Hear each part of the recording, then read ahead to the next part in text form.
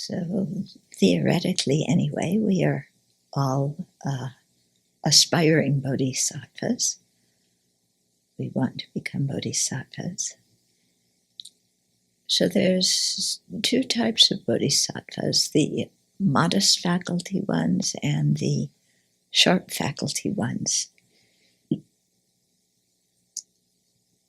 So the modest faculty ones cultivate bodhicitta basically based on faith. Their teachers tell them how wonderful it is, tell them about their merit. They read the inspiring stories of previous bodhisattvas and teachers, and they feel quite enthusiastic, and on that basis generate bodhicitta.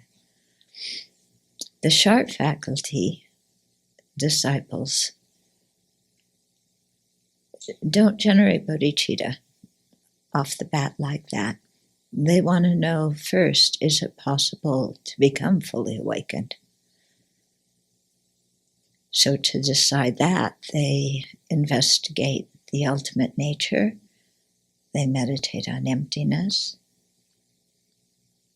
And through getting a conceptual understanding of emptiness, they come to see that it is possible to eliminate the afflictions and the cognitive obscurations. And so seeing that liberation and full awakening are possible, then on that basis, they generate bodhicitta.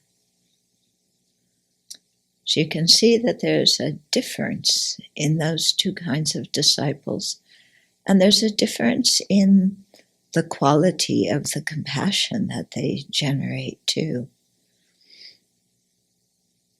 Clearly, the people who generate compassion based on an understanding of emptiness, their compassion is going to be more stable, more broader. So we aren't born either modest faculty or sharp faculty. We can go from being one to being the other. So right now we may mostly be modest faculty, taking things on faith, having correct assumptions, but without really understanding. But it's possible to increase our intelligence and our wisdom in this life so that we become sharp faculty disciples. And by understanding emptiness and that in awakening is possible, then dedicating our lives to being of the utmost benefit to sentient beings by attaining full awakening. So either way we go, let's generate that motivation now.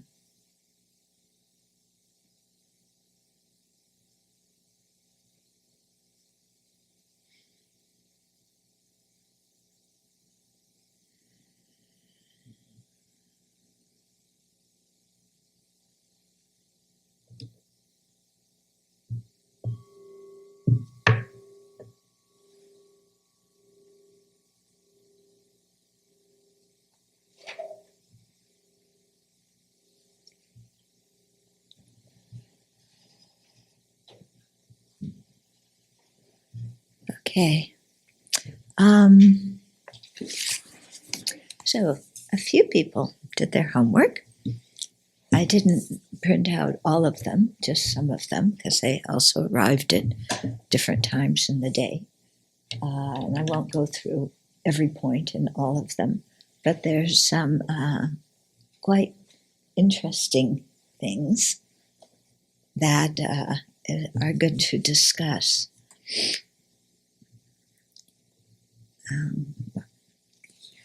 Okay, so if we start out more in line with what the text is, where we're talking about correct assumers as related to philosophical views. Yeah, because that's what the text is talking about.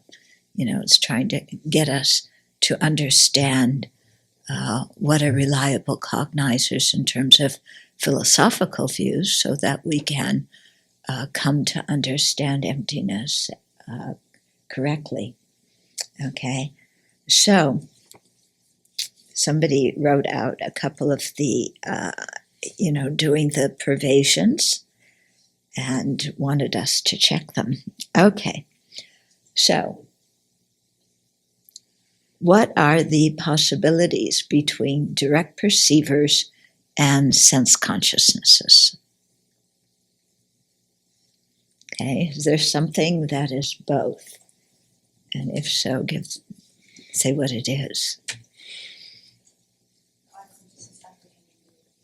Okay, so the eye consciousness apprehending blue, is a direct perceiver and is a sense consciousness. Okay, is there something that's a direct perceiver but not a sense consciousness?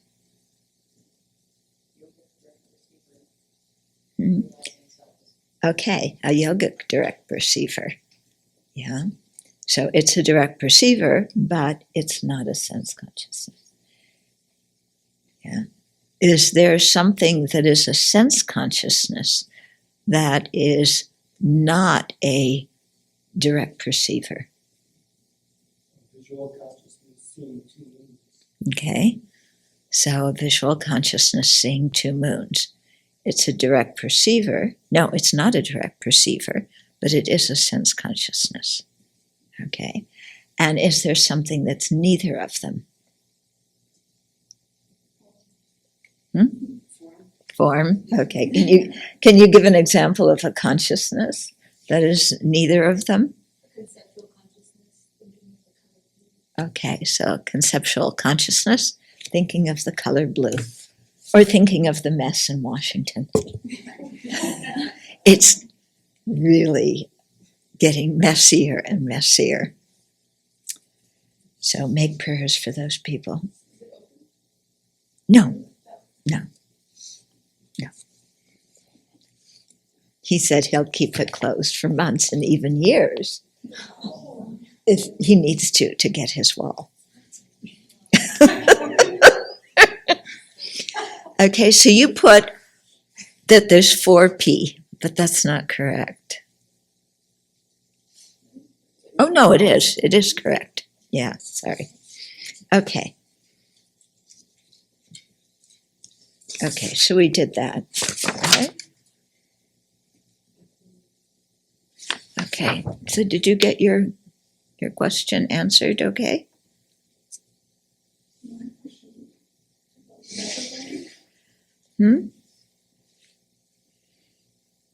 Your question had to do with... Yeah, my question had to do with that the... Okay. Why an the one icon? that was both. The one I picked that was both was one that was like a direct perceiver where the object appears but is not ascertained. Yeah. And so that one is a direct perceiver. Mm-hmm. Yeah, It's a direct perceiver, and it's a sense consciousness. Yeah. Isn't it? Right. Yeah. I personally have a bit of a troubles with saying it's a direct perceiver because it doesn't really perceive anything, but according to the definition, it works. What they said in mind in Tibetan Buddhism was, but I guess I need to put it closer. What they said in mind in Tibetan Buddhism is that they bring this up to let you know that a direct perceiver doesn't always realize its object. Right. Was the point. And it does meet the definition of a direct perceiver. Mm-hmm. It does meet the definition of a direct perceiver. That's what I said. It just seems kind of funny. It just seems very funny because a wrong consciousness also doesn't realize its object, but it's not considered a direct perceiver. Like the one he gave, seeing two moons. Yeah. So why one is considered a direct perceiver and the other isn't? Well, because they say that the wrong consciousness is mistaken with respect to its engaged object. But the one that appears where it doesn't ascertain, it doesn't seem to have an engaged object. Yeah. So I don't know. That's just what they say. Okay. Then,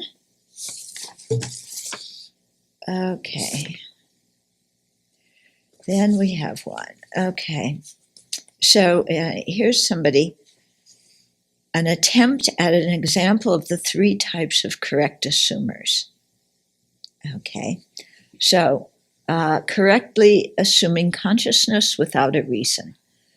And so the example was hearing about rebirth as a new Buddhist and accepting it wholeheartedly with the perspective, yes, of course, that makes total sense. Yeah? Is that a good example of a correct assumer without a reason? Okay. Then a correctly assuming consciousness that has not really ascertained the correct reason. So after receiving some more teachers, coming to understand and gain further conviction in rebirth on the basis of the mind being a beginningless continuity of mental moments, but not really grasping the full meaning of this. Okay, so she gave an example of a syllogism. The subject, all sentient beings, past and future lives exist because the mind is a beginningless, indestructible continuity of mental moments.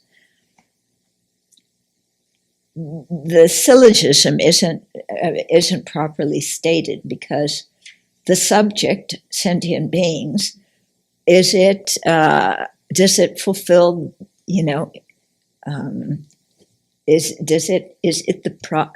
is the reason because the mind is a beginningless, indestructible continuity of mental moments, does that apply to sentient beings? No, it doesn't. Okay, so the reason doesn't agree with the subject. Okay. Huh? Okay, the subject is all sentient beings.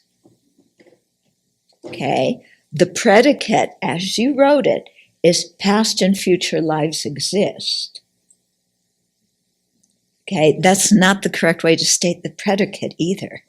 The subject is actually for all sentient beings. Like, because I was trying to follow the example of on that Smoky Mountain Pass, fire exists because there is a strongly billowing smoke. Yeah, so but for all sentient beings, there's... No, because on that Smoky Pass is the subject. Yeah. In the one you gave. So then, for all sentient beings, must be the subject in the syllogism you gave. Yeah, and so for all sentient beings, the mind is a beginningless, indestructible continuity of mental moments. That applies, doesn't it?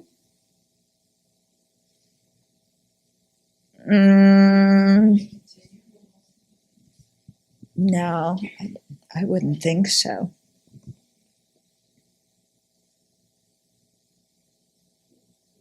Yeah, I think it would be better to because the Smoky Mountain Pass, you're proving it by cause and effect. This reasoning that you gave isn't really a cause and effect one. Okay, so I think you need to make what you want to prove is your subject is actually past and future lives. And what you want to prove is that they exist. But even more, I think it would be better, you have to make them, if you want to use that reason, your subject has to be something about the mind. Okay? Because your reason is about the mind. So the subject will have to be something like that also. Okay. Then the example of a correctly assuming consciousness depending on a faulty reason, such as a reason with no pervasion, okay, would be for all sentient beings, past and future lives exist because there is an indestructible, unchangeable aspect of the self that does not die.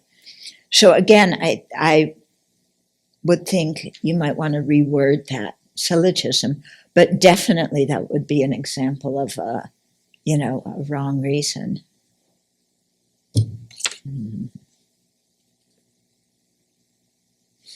Okay, and then there were some interesting questions about Jeffrey's class, which I'll go into, okay, because they're on the sheet and you have to answer them sometime. So the person, she was saying, when I was purifying, I tracked the negativity back to arrogance. So I had the mental factor of arrogance in my mind stream. If we take the idea that the basis of designation is not the designated object and apply to arrogance, I get a bit stumped. Okay, so when you take a mental factor like arrogance or anger or faith or whatever, what is the basis of designation for it?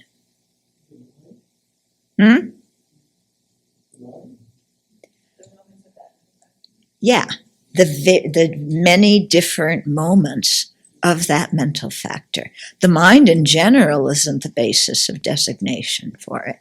So, but the many different moments of it is the basis in which, and dependence upon which you designate a mental factor or any kind of mental state. Okay? Mm-hmm. Yeah, because, and she was saying she got stumped because, she wasn't thinking mental moments.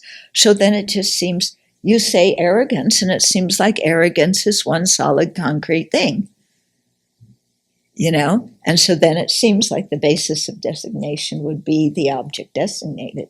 But it's not, because you're designating independence upon, a continuum of certain of a certain mental state that has a common quality. Okay. Oop. So I think that's done. Okay. Then, okay.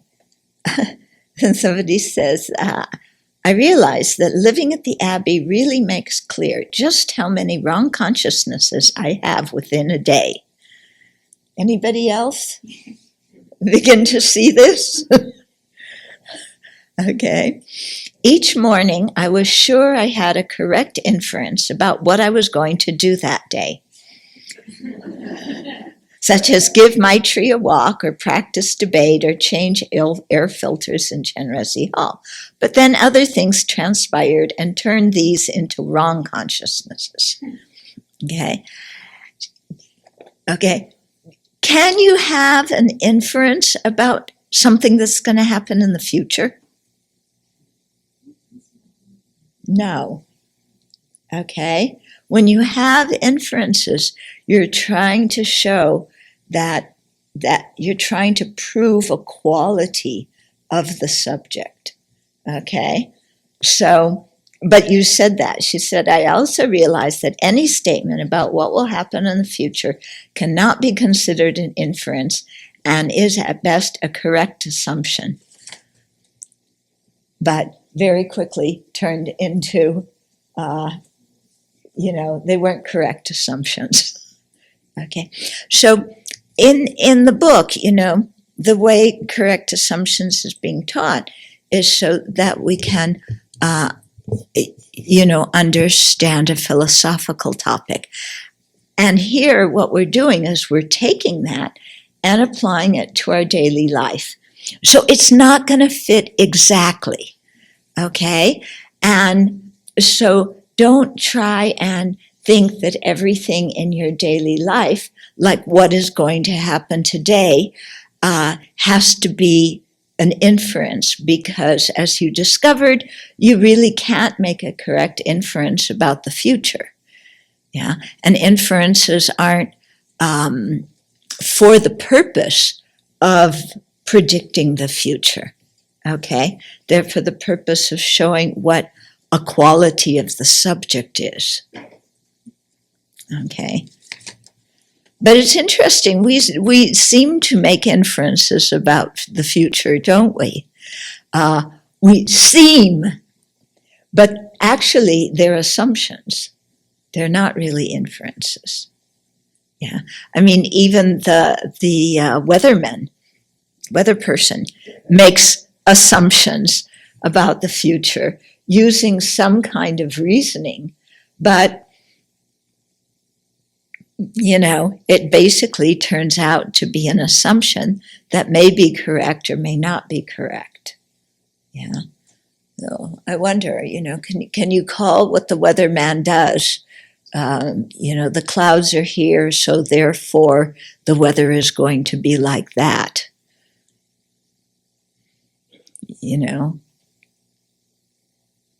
We make it into forms of syllogisms, but I don't think it can really be, because there's so many factors involved in predicting the weather that how can you say, based on, even the many factors that the weather people have, how can we say for sure what the weather is going to be?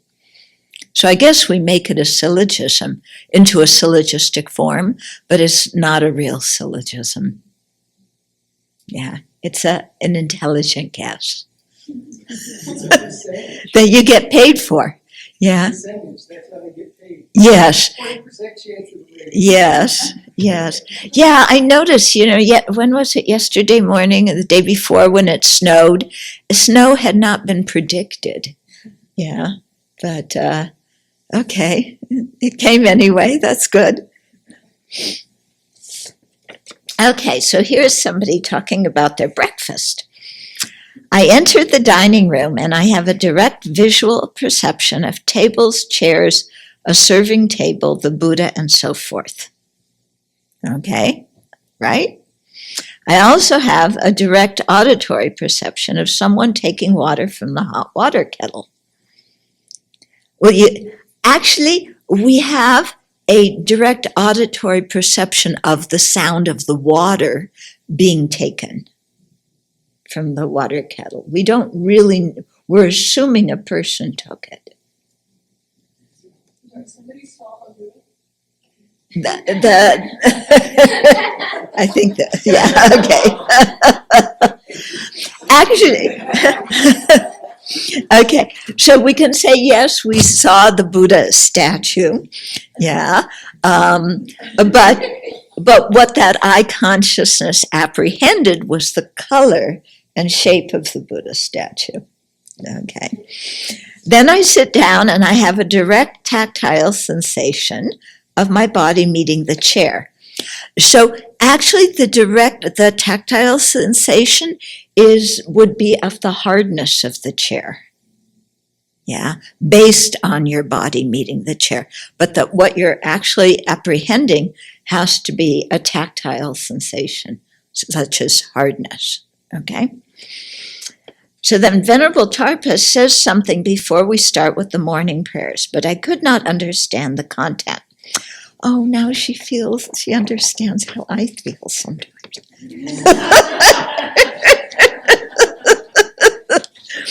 Not regarding you, but regarding. Maybe she. What'd you say? Oh, yeah. So maybe she made an announcement, maybe not. I lean towards an equivocating, uncertain consciousness. Okay, so she's doubting, did I hear something or didn't I hear something? So that's, equivocating. But you said you heard something. Yeah. So actually, then it wasn't equivocating because you knew you heard something. You just didn't know what it was you heard. Okay. We start chanting, but in my mind, I am still pondering what she may have said. I am holding on to the sound that is long gone. Good insight. Yeah. Memory. Something's gone in the past. The mind is here. You know, today is now. The mind is, okay, what happened then? Yeah. The grasping is based on a memory that is filtered through multiple sense and mental perceptions. It is not the original announcement that Venerable Tarpa may have made. Yeah, so you think you hear something, you're not sure, you start thinking, oh, what was it that maybe she could have said? Yeah, so what's happening there is a lot of conceptualization, okay, and guesswork. And it may be a correct assumption based on a correct reason that you don't understand, maybe a correct assumption not based on a reason or even on an incorrect. It could have been any of the kind of correct assumptions, what you're assuming she said, or it could be a wrong consciousness because maybe she didn't say anything. Okay. I am turning my attention to the serving table. I see the black big pot. As I know that Venerable Sultan was the breakfast cook, I am assuming that she may have boiled some eggs. She does that often when it is her turn. What you don't know is that she's not here. I was very mean. She asked me if we can have eggs during the retreat, and I said no. But she didn't tell you that. Okay, I told her she could blame me, but she left before she could.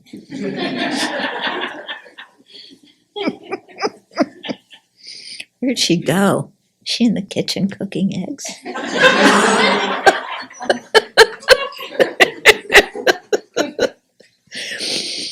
Okay, I have an uncertain consciousness leaning towards something that is not factual. The pot is indeed, because the pot indeed is used for many different kinds of meals. On this morning, it holds cornmeal to be served with cheese. Okay, so that was interesting. She made an assumption, it's going to be eggs. She had a reason, because Venerable Sultan was the cook and she often makes eggs.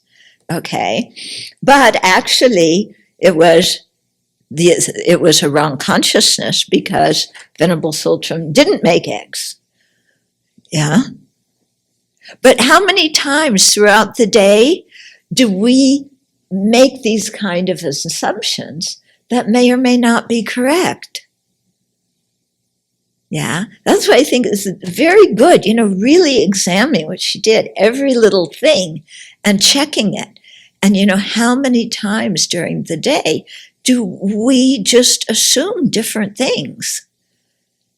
Yeah, and never check if there was any reason or a good reason or anything, Yeah, it's the classic example of somebody says good morning, and then, we make the inference, oh, they said good morning in that tone of voice, they must be mad at me. Yeah, perfect inference, we think. Yeah. At best, it's an assumption, and it's usually a wrong consciousness. Okay? And even if it's an assumption, how do we know it? Well, we make up some reason. I could tell by the tone of their voice, the way they said good morning, that they're mad. Yeah? How many times do we make these kinds of assumptions based on somebody? Especially, where this happens a lot? When people cut you off on the highway. Yeah? This guy cut me off. He wants to make me mad. It's mind reading, isn't it? I know this other person's intention. Never bothered to ask them. but I know what it is.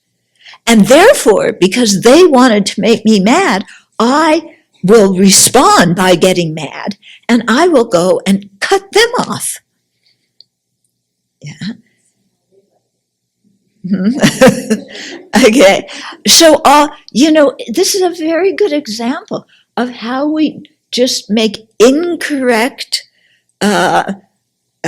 inferences that aren't even correct assumptions. And you know what really taught me about not making assumptions about why drivers cut you off is I was with Mary Grace when her daughter Emma was being born. And Mary Grace was at home. She wanted to have a natural childbirth, and she was having contractions, and Emma wasn't coming out. And at a certain point, the midwife said, look, it's better to go to the hospital and, have the baby there. So we put her in the car, and we start driving to the hospital. Well, you have a pregnant person who's giving birth in the car. You're not going to inch along. Yeah, you're gonna, yeah. And so it made me really think, the people that we drove by on the way to the hospital had no idea that there was a person, a woman giving birth in the car, and that's why we were driving the way we were driving, that there was no bad intention on our part. It was a compassionate attention for care for the mother and the child, but there was no way that anybody else on the road would know that. So it really made me think, whenever somebody cuts you off, don't make that assumption that they're stupid, they're not looking where they're going, they want to make you mad, because there could be somebody pregnant in their car that's giving birth, or there could be somebody who's injured. Yeah, we have another friend, Kathy, who was having she was having a stroke and drove herself to the hospital while having a stroke. Okay? So don't assume bad things about people who don't drive well, because you don't really know what's going on. Yeah?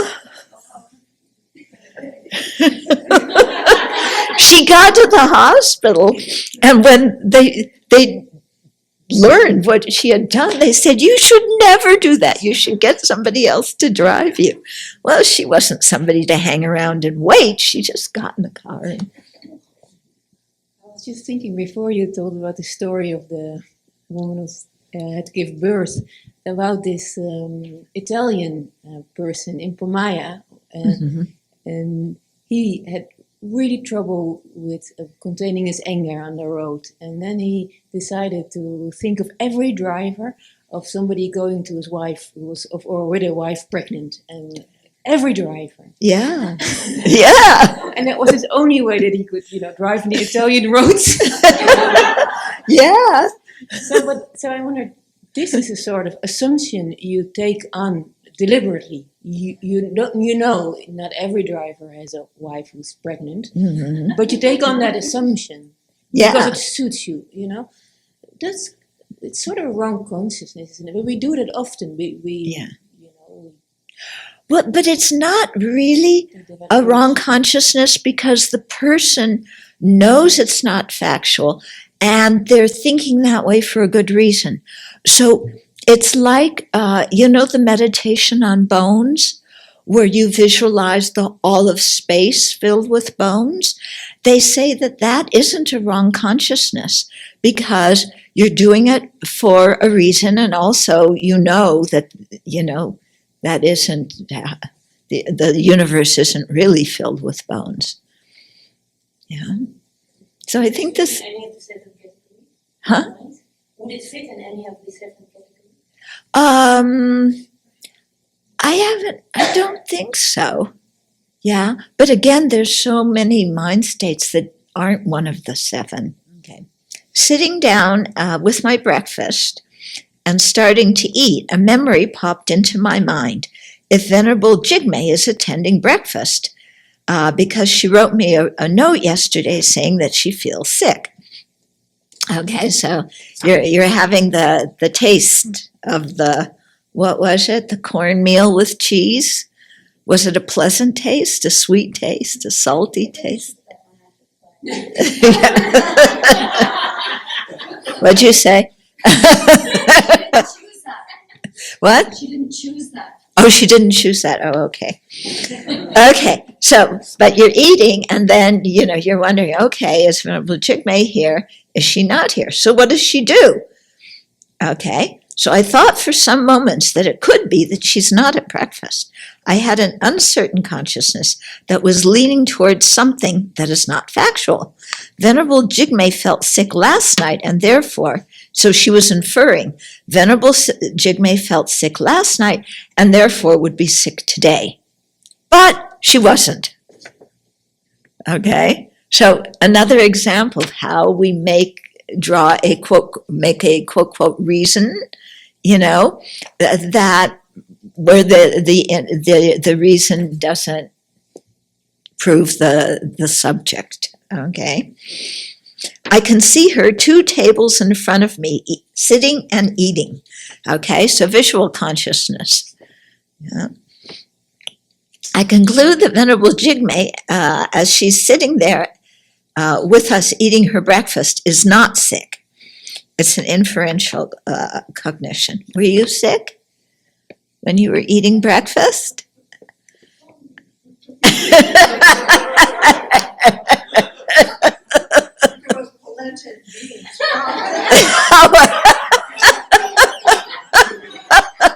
Polenta beans would do it, huh? Okay.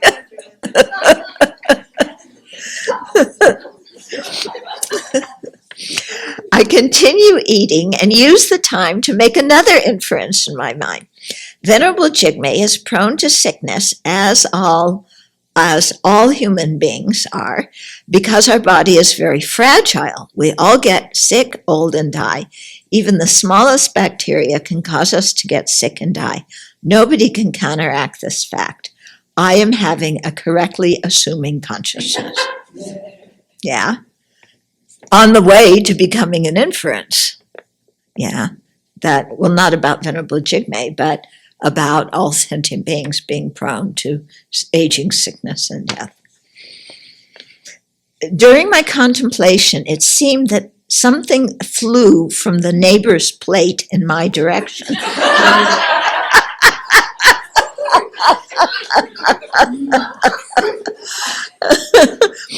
I continued eating for some moments.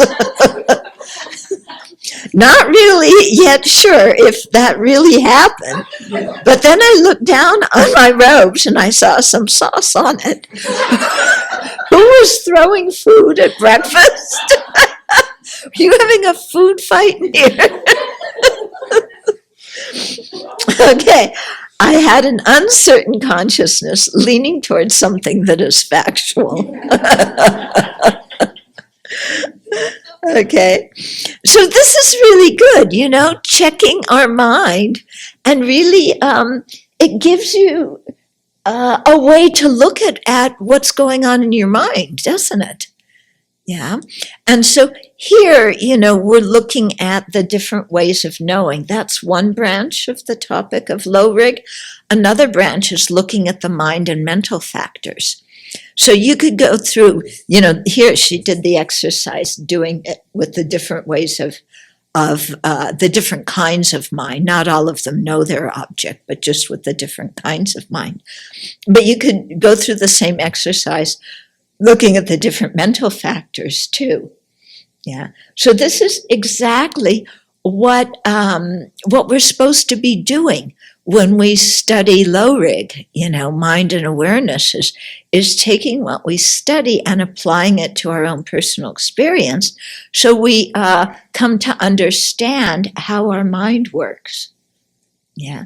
And so I think, some people just from doing this exercise came to some very good conclusions. One of them being, don't try and make inferences about the future, and the really important one is don't assume that everything's going to happen the way you think it's going to. Yeah, because we have this funny kind of thing like, this plan will happen as planned because it's a plan. You know, the events in this plan will happen as planned because, you know, plans do not change, or, you know, or because it's a plan, and, you know, then you have to go into another syllogism, you know, and plans don't change.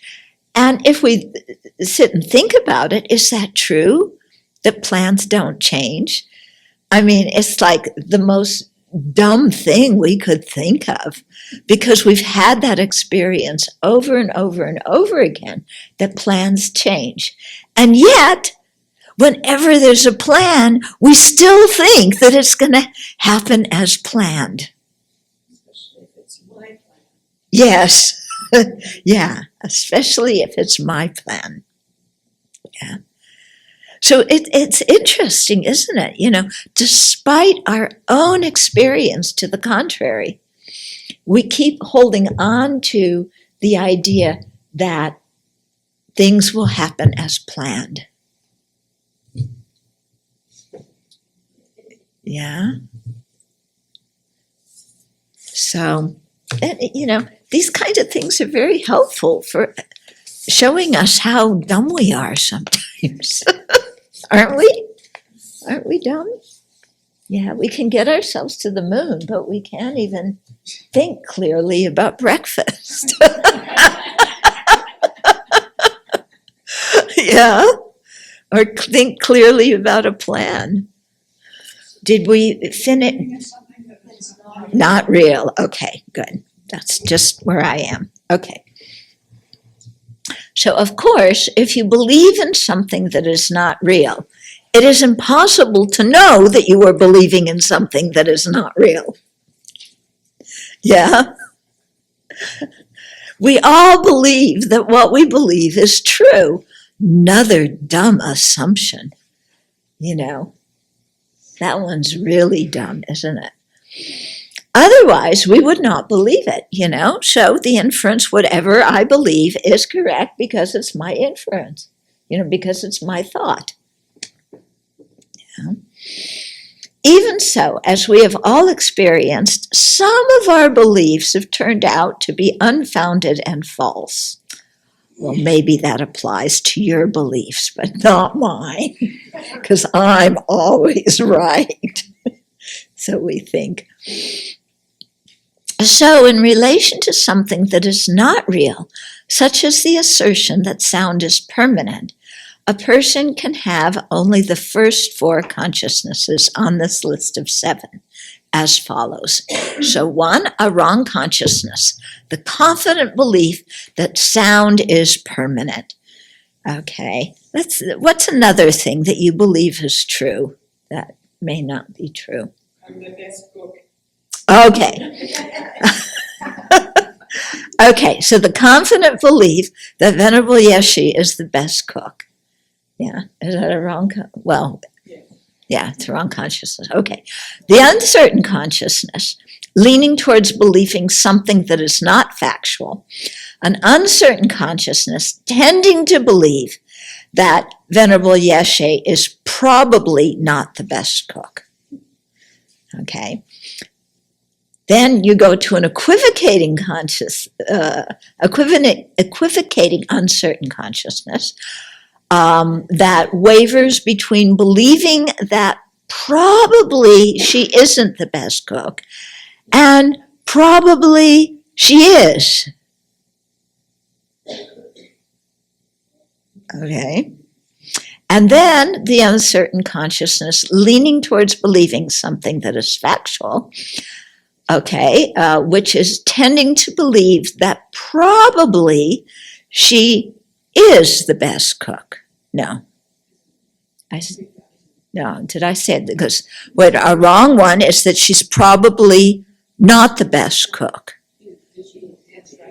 That she's probably not the best cook.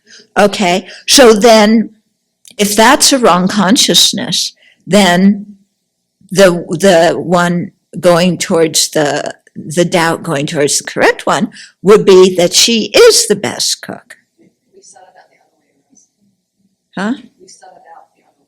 That she is not the best cook. We started with the wrong consciousness that she is the best cook. That was, Okay, we started with the wrong consciousness that she is the best cook. And then we got to the, then we got to the equivocating consciousness that maybe she is the best cook and maybe she isn't the best cook. And probably, no, what, are there, we started with the assumption that probably she is not the best cook. No, that she is the best cook. Okay, and that's the wrong consciousness. Okay, so that means we can never get to the correct statement that she is the best cook. Okay. Except she makes some pretty good chocolate chip cookies. We can't say she's the best of that. Yeah, okay. Okay. It is not possible to further mature this consciousness in relationship to something that is not real, such as the belief that she is not, no, that she is the best cook. That's not a good example.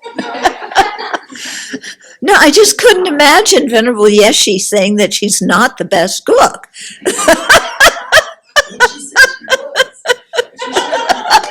was. Okay, so you can never come to have a correctly assuming consciousness, an inferential consciousness, or a direct perceiver that she is the best cook, okay? Because if it's something that's not true, you can never come to have a reliable cognizer or even a correct assumption that statement that isn't true is. Okay, so put in mind clearly that this list of 7 consciousnesses is not comprehensive. Okay, put that in your mind clearly. Yeah. According to the Buddhist layout of consciousness, there are consciousnesses that are not included here in this list of 7. What's more, this list is not even the main division of consciousnesses, which is well and truly laid out in Lhasa Rinpoche's Mind in Tibetan Buddhism. Okay, so here he acknowledges that his 7 aren't the way it's usually laid out. It seems that the main lesson here is the difference between what we know and what we merely believe. The first 5 in the list of 7 are simply beliefs, some right and some wrong, or misperceptions. These descriptions of consciousnesses grow out of the consideration of what are and what are not reliable sources of knowledge. This is the topic of the next chapter. Okay. For now, please take away from this description of consciousnesses these 2 ideas. First one, there are things I do not know. Yeah, you can accept that? Okay. Second, there are things I believe that are not true. No, sorry. That's not true about me. Because everything I believe is true. Otherwise, I wouldn't believe it. Okay? So, I mean, if we look at our beliefs and how we hold on so tenaciously to our beliefs, thinking that they're reliable consciousnesses, when at best the most they could be is correct assumptions. Well, I mean, if they're correct belief, maybe they could be direct perceiver. But, so many of our beliefs are just simply that, beliefs. They're assumptions. We have no proof for them at all.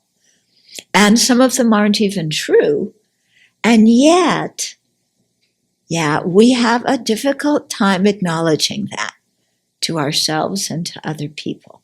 We don't like to acknowledge that we could be wrong. Do we? Yeah. And even, have you ever had the situation happen where you're discussing or arguing something with somebody and you know what you're saying is wrong, but you say it anyway because you're too proud to admit that it's not correct? Have you ever been in that situation? Oh, a few of you haven't. Oh, you so good. Yeah. The rest of us, yeah. You know, and we fight to the end of something just because, you know, either two things. Either because we cannot at all consider that we may be wrong, or second, we cannot admit that we're wrong, even though we know we are. Okay. And both of those happen because of pride, because of arrogance. Yeah.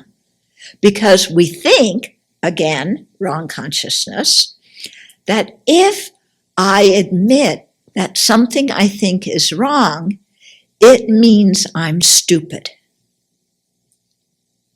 Okay. Is that a correct syllogism?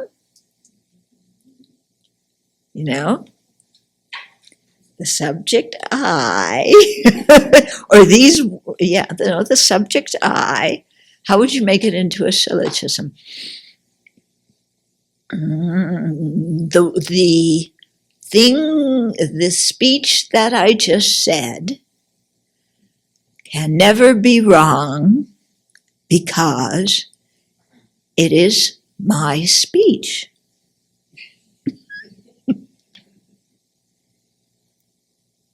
Isn't it? Yeah. Or because everything I say is correct. Yeah. So we have those kind of, you know, quote, quote, inferences, fake inferences. Yeah. And then we think, you know, if I, you know, the subject I am stupid, you know, or no, you'd have to think of how you would make it into a syllogism some way or another. But the basic outcome is if I admit I'm wrong, it means I'm stupid. Okay? And again, that's not true at all. But because of attachment to reputation, yeah, because of insecurity, because of pride, we think it's true. And so we never want to admit that we're wrong. And that gets us into some problems in our life, doesn't it? Yeah. When we don't want to admit that we're wrong. Like a government shutdown. Yeah, exactly. Yeah. You know, kind of this wall, you know what the wall is going to do? The wall is going to stop sexual trafficking. Yeah. It's going to stop all drugs. Yeah. It's going to stop, you know, the flood of illegal immigrants, most of whom are smugglers and criminals. And terrorists. And terrorists. Oh, yeah. It's also going to stop all terrorism. Okay? Yeah. So, you know, this is, yeah. And when you got elected based on building this big, beautiful wall, which it turns out that one of his advisors advised him to say that because it was such a great line when you're campaigning. You know, because everybody bought onto it and they're all chanting, build that wall, build that wall. And now it's his main campaign promise. And he can't get the money to build the wall. He couldn't even get it when both parts of the Congress were Republican, but now he's finding a way to blame the Democrats. You know, so do you ever feel like you're living in an insane asylum? In this case, given the list of what the world might possibly do, I think it relates to number 2. There are things I believe that are not true. Yep. Yep.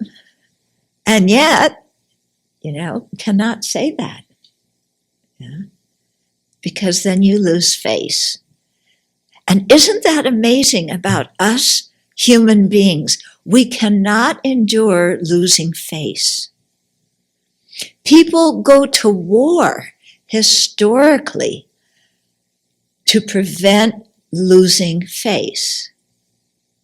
We are more attached to our reputation than to our lives in many instances. Yeah? Huh? Or the lives of others, yeah. Because, in this example, look how many people are suffering because of the shutdown. But what I'm trying to point out is look at the way our human mind works. Yeah, that we would rather die by fighting a war than lose face and look bad in front of other people. Yeah? Isn't that? How many arguments have we personally been involved with because we don't want to lose face? How many wars have been fought so that you don't have to lose face? Yeah. And when you think about it, this is, when they talk about ignorance being the root of samsara, this is a very good example of it. How completely foolish it is to be attached to reputation. Because what is reputation?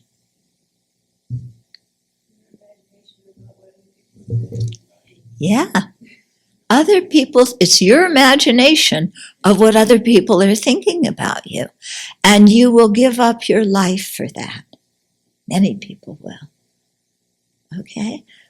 So I'm pointing this out, so that we look inside and we look at the parts of ourselves that get very stubborn and hold on to things tenaciously, like my little brother holding on to that tricycle at the bottom of the swimming pool.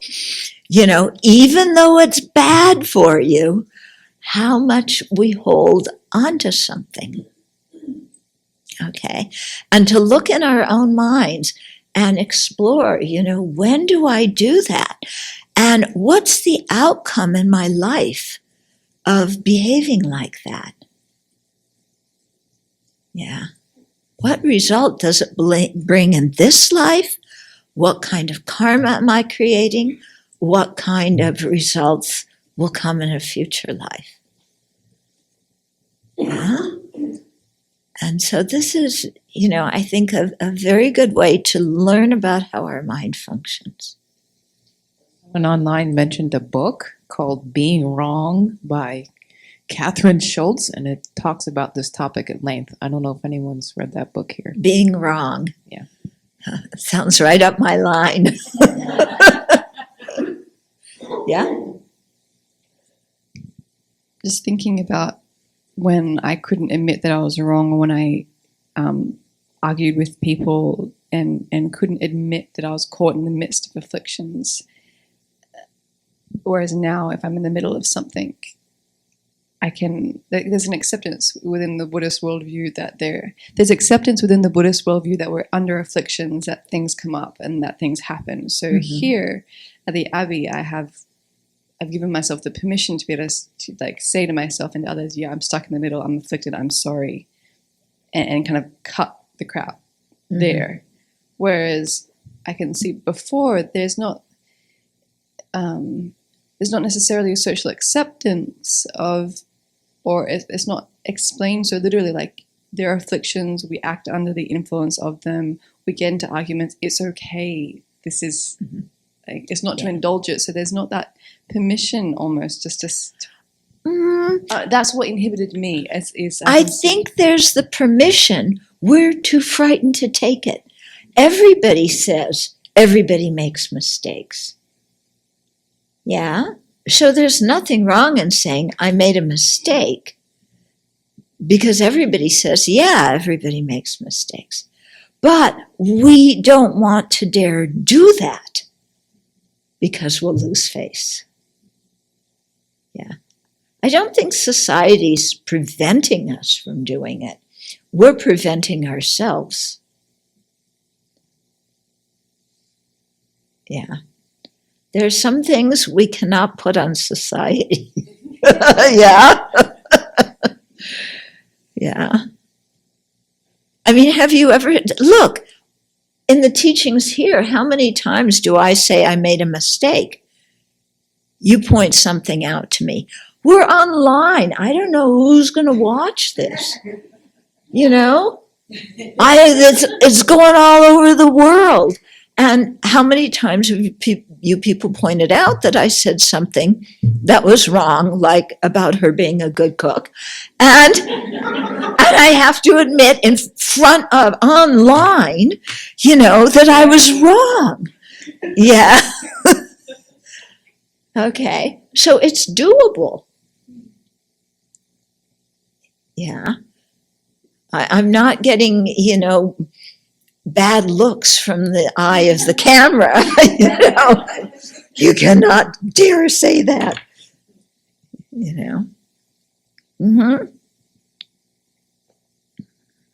One of the most profound moments of my life, because I grew up in a house where nobody was allowed to say they were wrong. And so I was in college and I was with some friends, and one of the people there goes, "Oh yeah, I really screwed up," just like that. And I went, "You can do that?" And the ground is not going to open up? Wow, that's amazing. Mm-hmm. Yeah.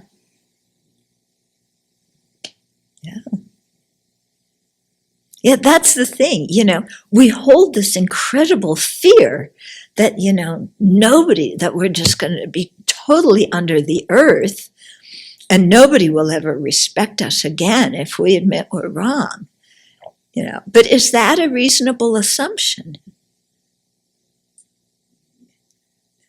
Yeah. I mean, really, it's not.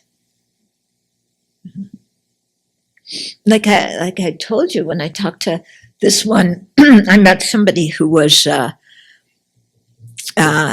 he worked at a university and he would screen people's applications for a graduate program in science.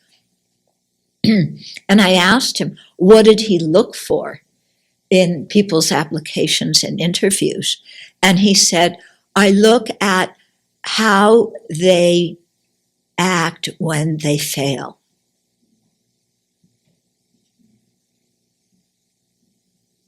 Yeah. And that makes sense, because if you're a scientist, probably you're going to do a lot of experiments and have a lot of theories, and they're not going to be right, and you're going to fail. And what do you do when you fail? And that's the criteria he looked for when seeing who to admit into a graduate program in science. Yeah, that makes a lot of sense, doesn't it? Yeah.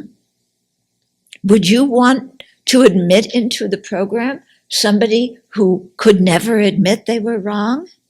That kind of person would bring infamy to your university, because they would change all the results of whatever, experiments they did. They would finagle the statistics or, do something, because they could never admit they're wrong. And then, of course, somebody else would find that out.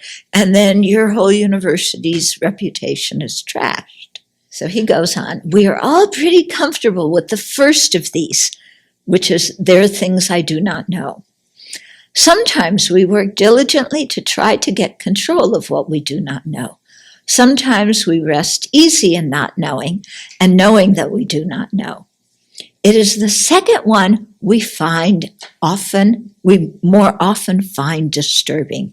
We believe what we believe, and we believe that we believe correctly, just to entertain the possibility that there may be things we believe that are not true, and we all do this sometimes, shows a measure of open-minded inquiry. Debate and analytical thinking require this. So he's going to go on to say that if you can't admit you're wrong, then learning analytical thinking and debate is not going to work for you. And you're not going to learn anything because you can't admit you're wrong. Yeah. Within the traditional Buddhist setting for this description, it is mainly a guide and a set of standards for something positive, sorting out what is actual knowledge and what is not.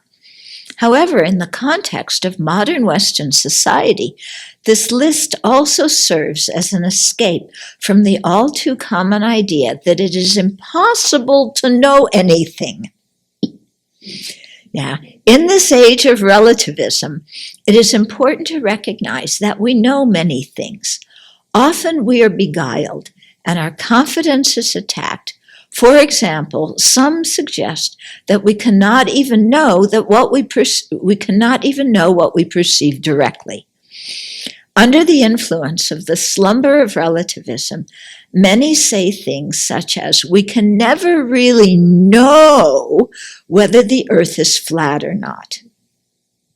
A few weeks ago, there were people in this class who were stating Mount Meru existed. I understand that relativism does not generally assert that the earth is flat, only that consciousness is flat. For such people, no amount of evidence will ever lead a person to knowledge. Even if we can put such thinkers in a spacecraft and shoot them into orbit, and looking out the window, point out to them, see, the earth is largely spherical, not flat, they would still deny that they could know that.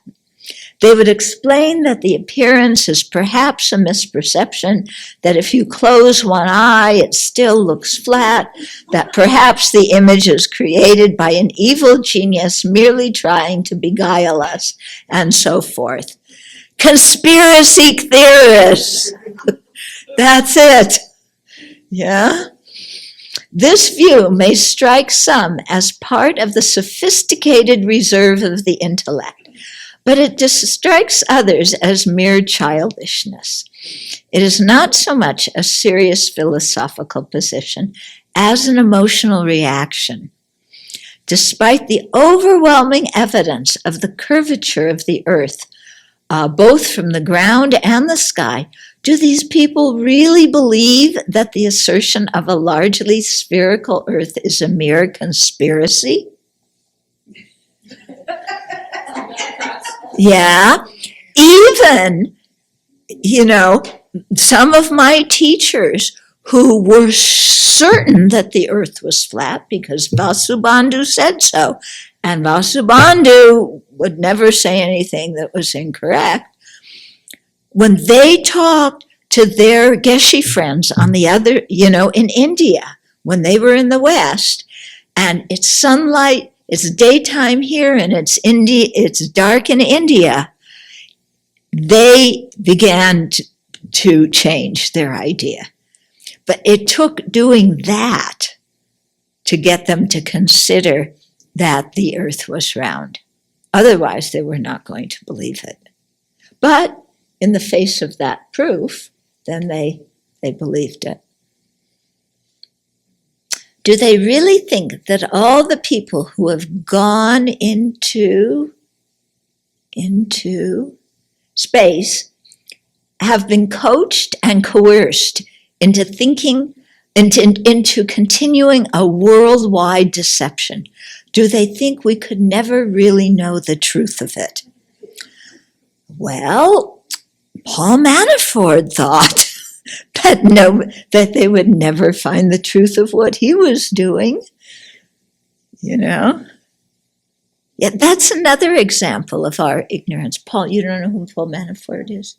Oh, he was a lobbyist for, well, he worked with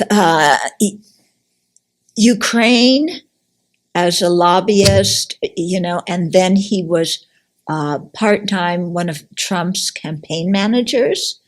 And what he was doing was he was getting paid tons of money from Russia for siding with the Ukrainian president that sided with Russia.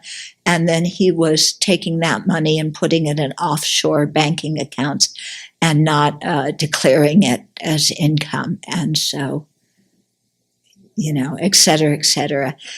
Yeah. And he got busted. Yeah, he got busted big time. Okay. And then there's some exercises to do with your debate partner by yourself. So I think that's good. I was very happy to hear that many of you a few days ago met together and went through some of these. That's really nice. And especially some of you who haven't been here since the beginning of the class, you're walking in the middle, and that you actually, you know, are jumping in and taking part and, you know, doing some of these kinds of things. I think that's really good. Okay. So one exercise, he says, if you have not already done so, please develop the habit of being reflexive about your own perceptions and thoughts. Try to find where they would be on the list of 7 above.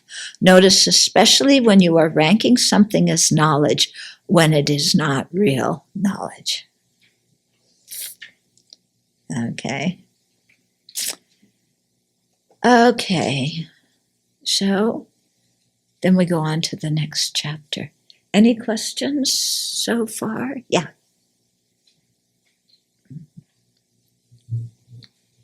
So I have a question about an uncertain consciousness I'm having. That's 50-50. So currently my visual consciousness is apprehending various external forms, such as Buddhas. I'm just kidding, not Buddhas. But when I close my eyes, I see various like technicolor type things. Are those moments I'm perceiving, are those with my visual consciousness or my mental consciousness? Like when I close my eyes, I see colors. Okay, so when you close your eyes, Yeah, you when I see close my colors eyes. and things like that. Okay, so that's going to be a mental consciousness. Okay, because your eye consciousness isn't functioning, but your eye consciousness would have caused that, I think. I mean, it's my visual consciousness is still functioning, but it's just not like manifest per se, like as if I'm asleep. No, or- because you know, for your visual consciousness to be functioning, it has to be through the eye as the organ. So if your eyes are closed, your eye faculty isn't operating, so the visual consciousness is not perceiving the object. So there's no way to perceive the inside of my eyelids per se. There's no light. I mean, but maybe there is. I don't know. I've never. I think from a scientific perspective that the after images you see when your eyes are closed, you know, you may need to check me on this. It's been 20 years since I took the class, but I think you're seeing you've exhausted some of the pigments, or there's like an image on your retina, and you're still seeing the image on your retina. Even though your eyes are closed, so you're not seeing outside, but you're seeing an image that's inside your eye, and then it fades out. There are different views about why you have those after. It's hard to map what the question she's asking into this philosophy because there are completely different ideas about how we see. Yeah. And so, you know, you're going to either answer it one way or the other way, but this is MX.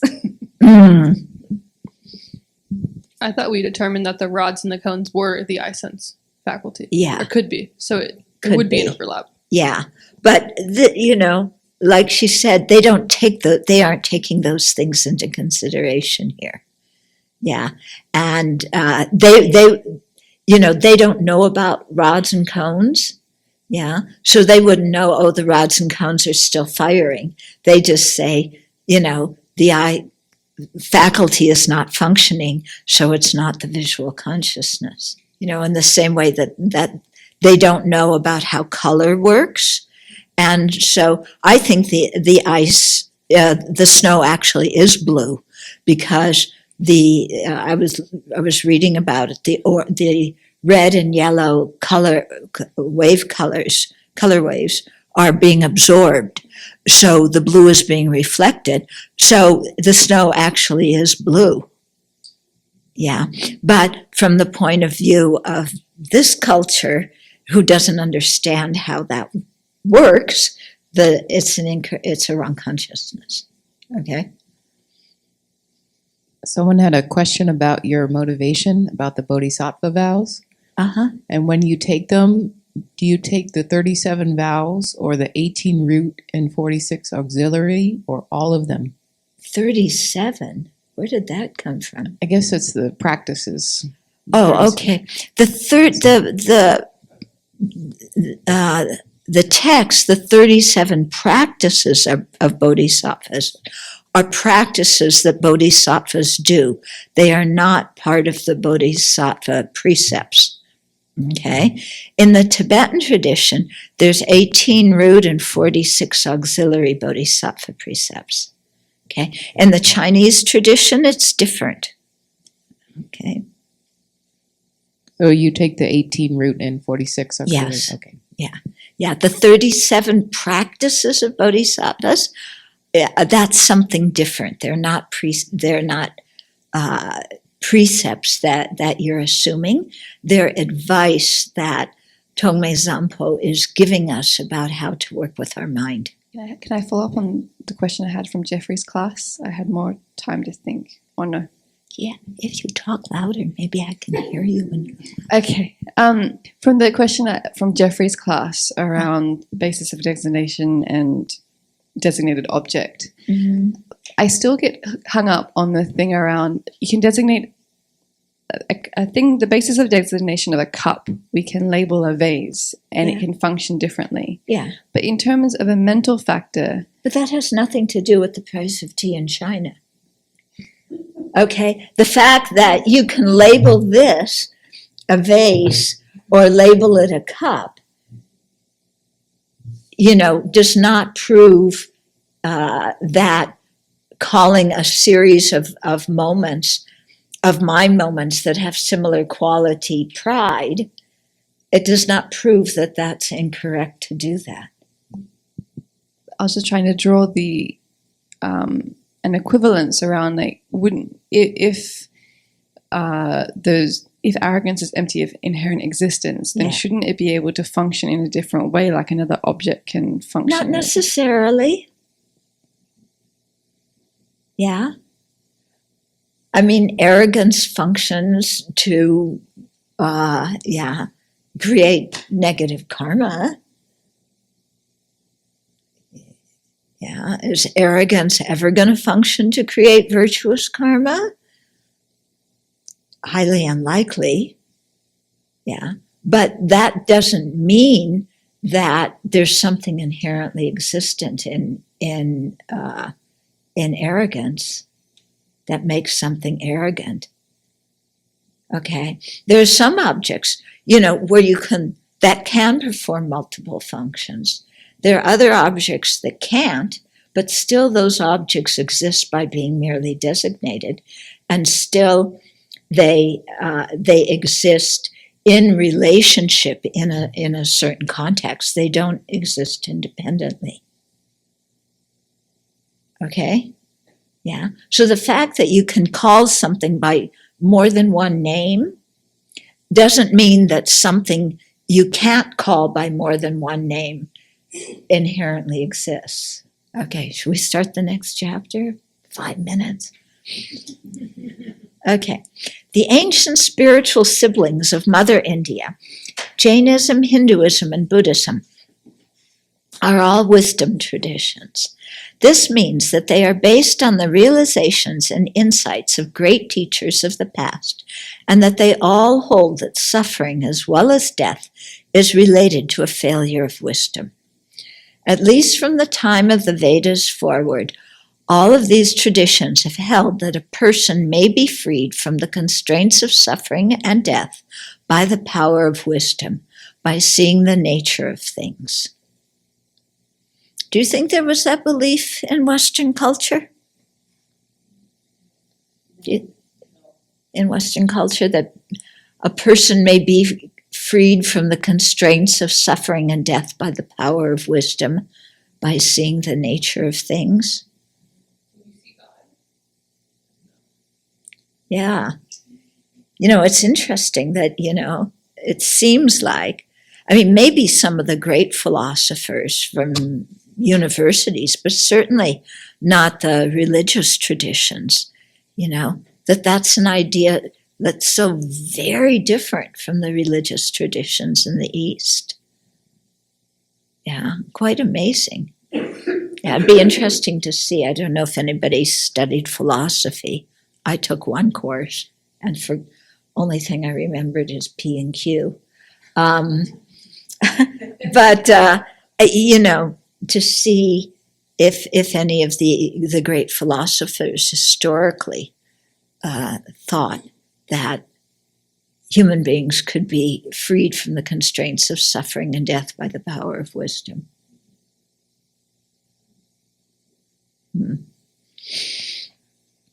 Moreover, it has generally been the opinion of these traditions, the ones in the East, that achieving this liberating wisdom is within the capacity of each and every one of us.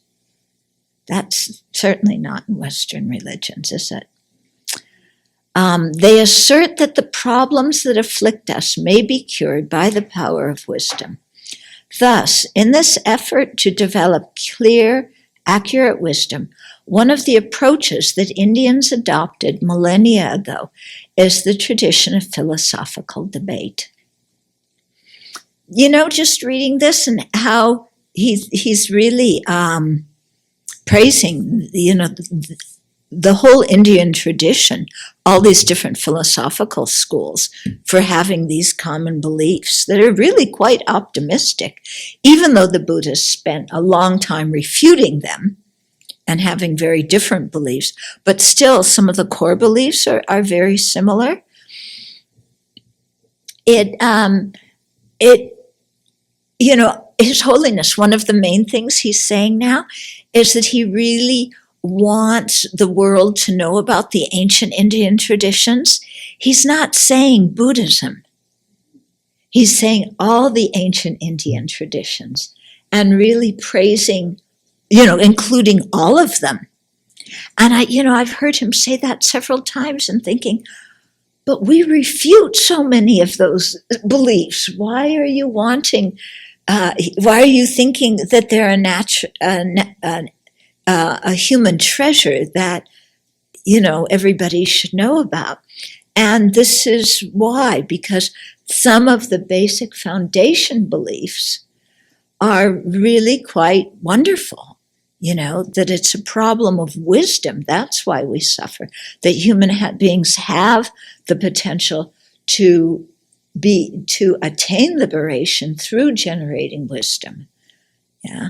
Buddhism, debates about what is that wisdom and what is ignorance. Yeah. But still the basic idea is quite optimistic about human beings and very different than our culture. In India, debate was so valued that if a person lost a debate with an opponent, that person would have to convert to the view of the winning opponent. It makes sense. If somebody was espousing something that could be proven with reason, and you were espousing something that couldn't, it made sense, if you're looking for the truth, that you would, become a disciple of the other person. Okay. If a guru debated with another guru and lost, not only the guru, but also all of his disciples, too, would have to become disciples of the winning guru Talk about losing face. Oh my goodness. The thought behind this sort of custom is a radical commitment to consistency of explanation and integrity of view. If a debater could not put forth a sensible view and defend it, then that view must be flawed and it should be abandoned. If another puts forth a view that cannot be harmed by debate, then we should accept it. That's what His Holiness says all the time, isn't it? Yeah. In this atmosphere of such lively debates, naturally the discussions came to the vital issue of what we can depend upon as reliable sources of knowledge. How can we begin to sort out what is real and what is not real if we do not have reliable tools to use? Yeah, and our only tool is our mind. So then what are reliable consciousnesses? In the long history of Indian spirituality, different groups settled on different answers to this issue, which we can call valid or reliable cognition, or the sources of reliable cognition. As mentioned in the previous chapter, the Buddhists settled on there being only two reliable cognizers: inferential cognizers and direct perceivers. In his Pramnavartaka, commentary on Dignaga's compilation of reliable cognition, Dharmakirti proves extensively that there are only two prime, that is, reliable cognizers, by way of showing that more than two are unnecessary and less than two would not include them all. In the third chapter of commentary on Dignaga's compilation of reliable cognition, the chapter on direct perceivers, Dharmakirti says, because the objects of comprehension are two, reliable cognizers are two. Objects of comprehension are divided into specifically characterized phenomena, which are objects suitable to appear explicitly to direct perceivers, and generally characterized phenomena, which are objects that must appear to thought consciousnesses. Since all objects of comprehension, that is, all existence, are the objects of just these two sorts of consciousnesses, Buddhists assert the need for just these two sources of reliable cognition, one direct and the other a thought consciousness. Okay, so within this system of Sautrantika, dividing it into what they define as specifically characterized phenomena and generally characterized phenomena, and then correlating that with the two kinds of reliable cognition, that's different than the way the Prasanghikas correlated. Okay, but within the Sautrantika system, it makes sense.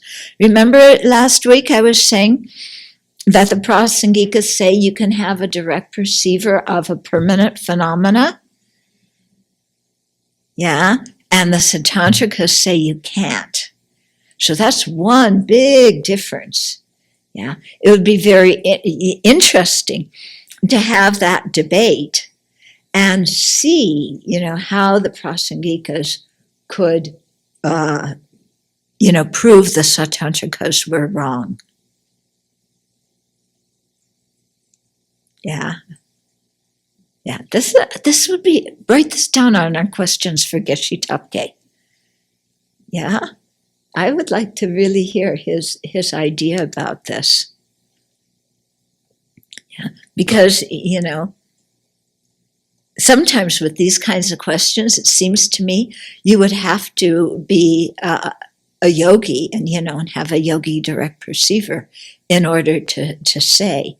But I wonder if there is a logical proof of, a reliable reason that could prove that. at this time when the let's say the gurus debated with each other, and then they had to admit that they had a false logic, and went to the other tradition. And I wonder, because we see nowadays, like, the government can't agree to some mistakes they make, or we can't agree to that. Why did it seem that it was more common at that time, or more acceptable? Was it a tradition, or did they have more abilities to accept their afflictions? I don't know. There was probably, it sounds to me like there was a real commitment for truth, and when there's a real commitment for truth, not a real commitment to saving face, then you would change. Yeah. The prayer that you recite after the 35 Buddha prayer, you do the whole 35 Buddhas, which includes the confession, the rejoicing, and the dedication. And then there's the other prayer that starts out, woe is me. Okay, in Tibetan, you go, ooh-hoo-la. That's how it starts, ooh-hoo-la. The story behind that, I think, who was it? Was it Ashvagosha? Anyway, one of the really brilliant non-Buddhist scholars lost a debate to, I can't remember who, Aryadeva? Was it Aryadeva? Maybe, yeah, maybe. Yeah, okay. So I can't remember who it was. Maybe maybe Ashvagosha. Anyway, so he was vanquished because Aryadeva won, and he was in the library, and what happened? A book fell down or something, and he opened the book, and he really realized that, what Aryadeva said was right. And then he went, he realized his big mistake and all his arrogance, and he went, ooh la, Buddhas and Bodhisattvas of the 10 direction, please listen to me. And then he did this huge confession. Yeah, that's the story behind it. Yeah. So, somebody who was a great leader, totally losing face. And what did he do? He just completely opened up all of his faults, because that prayer has like almost every single horrible deed you could think of in it. And he just completely opened it up and said, I've done all this, and I'm not going to hide it. Wow. Can we do that even with one thing we've done? We struggle sometimes in Vajrasattva, don't we? Well, yeah, I know what I did wasn't right, but actually it makes a lot of sense that I did that. It was really right if you look at it in this other way, and the other guy needs to confess, not me. Yeah. So overcoming that is